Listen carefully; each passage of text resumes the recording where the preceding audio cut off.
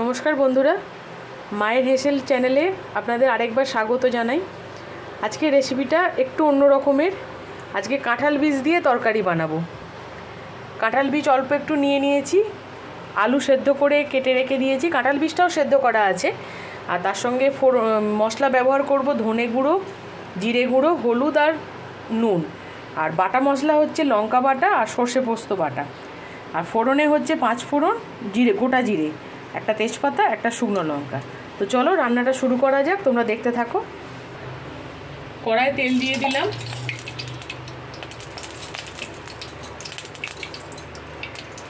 তেজপাতা শুকনো লঙ্কাটা দিয়ে দিচ্ছি, ফোড়নগুলো দিয়ে দিলাম। আজকে রান্নাটা নিরামিষ বানাবো, তাই পেঁয়াজ দিচ্ছি না, তোমরা চাইলে পেঁয়াজ দিয়েও বানাতে পারো।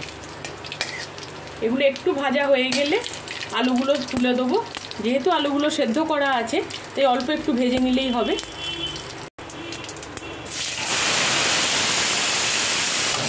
এবার কাঁঠাল বীজগুলো দিয়ে দিচ্ছি, একসাথে অল্প একটুখানি নাড়াচাড়া করে নিয়ে মশলাটা দিয়ে দেবো। লঙ্কা আর সর্ষে পোস্ত বাটাটা দিয়ে দিলাম।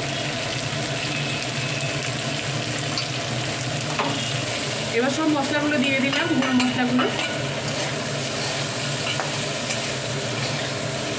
এবার অল্প একটুখানি জল দিয়ে দিচ্ছি। যেহেতু সব সেদ্ধ করা আছে সেই জন্যে বেশি জল দিলাম না, অল্পই দিলাম। অল্প একটু টমেটো কেচাপ রেখেছি, সেটা দিয়ে দিচ্ছি। অল্প একটু ঘি দিয়ে দিচ্ছি, নিরামিষ রান্না তো তাই একটু ঘি আর গরম মশলা দেব। সামান্য একটু ঘি দিলাম আর অল্প একটু শাহি গরম মশলা দিলাম। পেঁয়াজ যদি তোমরা ব্যবহার করো তাহলে ঘি গরম মশলা নাও দিতে পারো।